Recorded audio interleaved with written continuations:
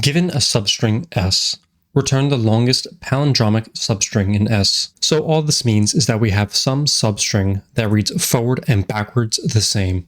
So we have our two examples here, and we can see that this is not a palindrome because it doesn't read forward and backwards the same way. But we can see that there are substrings in here, like this one or this one, that do read forward and backwards the same way. We have this BAB and this ABA. On our second string, we only have this BB. So with palindromes, it implies symmetry, which means that there is going to be some sort of midpoint.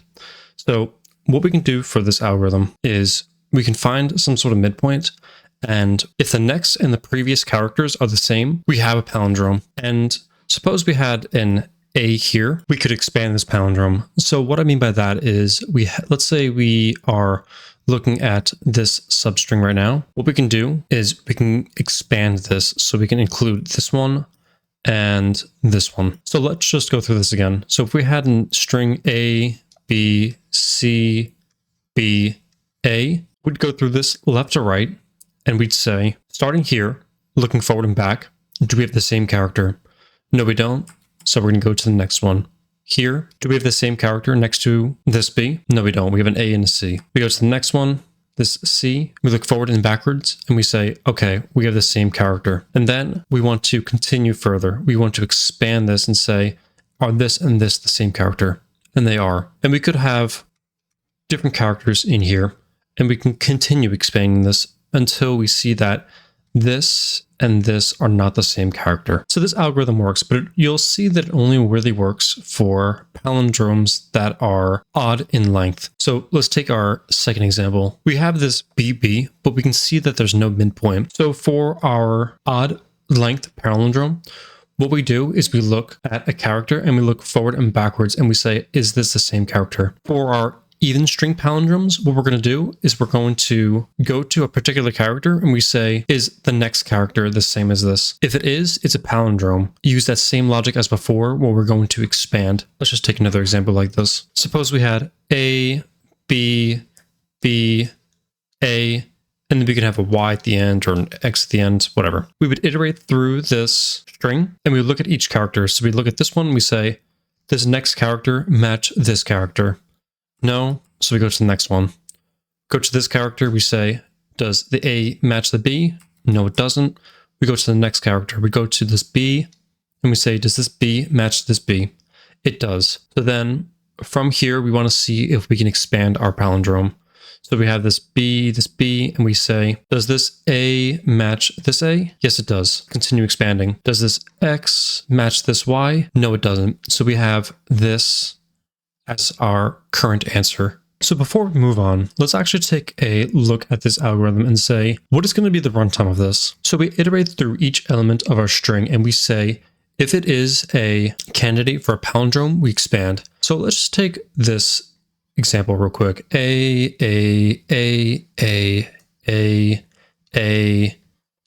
Whatever.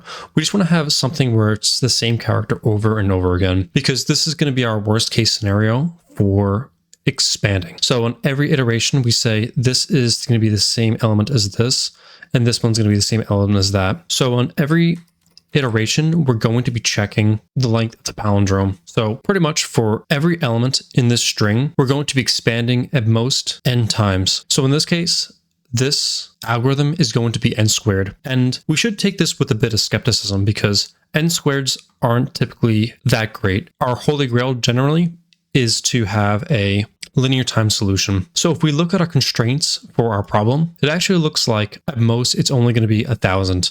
So an n squared solution will work in this case. All right, so let's start coding this up. So we know that we're going to be using both a even and odd solution. So let's start coding up our even solution. So even solution. And let's say for I in range len s minus 1. We're saying this because we always want to check the next element. We want to stop at the second to last element so we don't go beyond our input string. If s of I equals s of I plus 1. So if our current element equals our next element, then we found a palindrome. So found palindrome. So what do we do when we find a palindrome? We're going to expand to see how far that palindrome goes. So expand. So let's say while true, keep expanding until we meet some sort of case where we have to break. So let's create some pointers. L equals I plus 1 and R equals I. The reason for that is we just want to have our pointers at the right spot when we begin iterating. So in every iteration, we're going to move our pointers first, and then we're going to check to see. So we're going to say L minus equals 1. So this one is really just going to start at I. R is going to be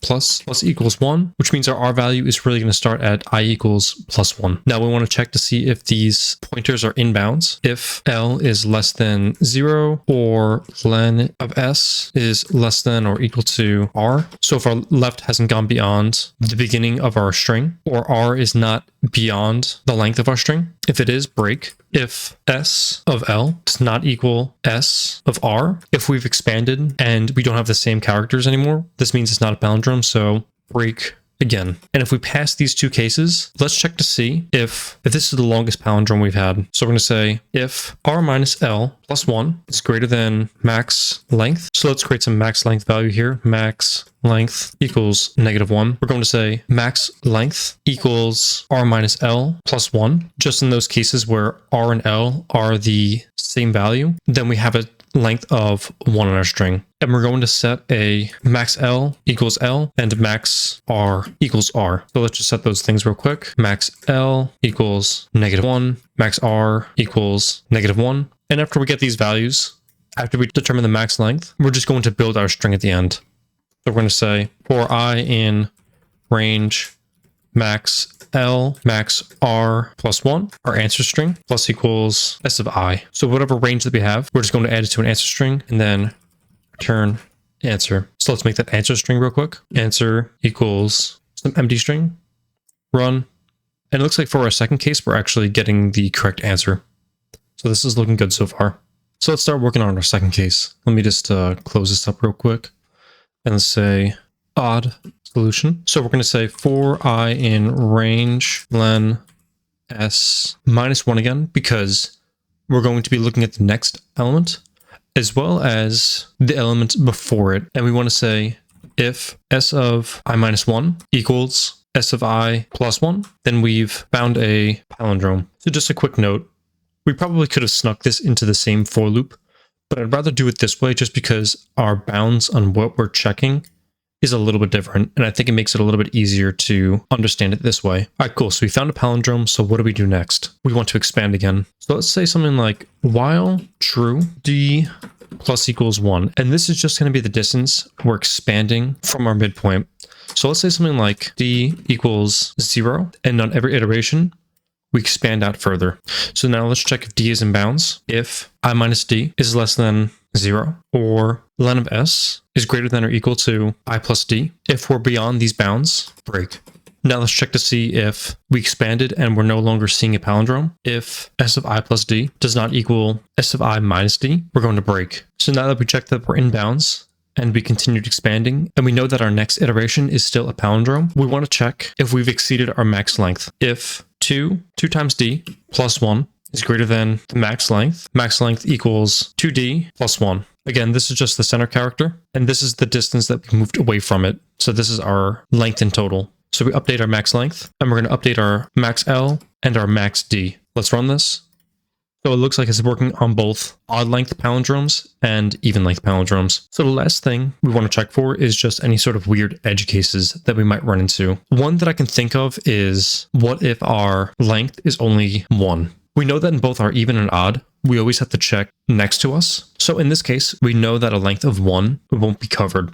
So let's just add this case. If the length of S equals 1, just return S. Because again, a palindrome of length 1 is still technically a palindrome. If you don't believe me, let's just run it. And there you go. So let's try submitting this. And it looks like we got it. Nice. A link for the code will be in the description. And if you like this video, please like, subscribe, and I'll see you in the next one.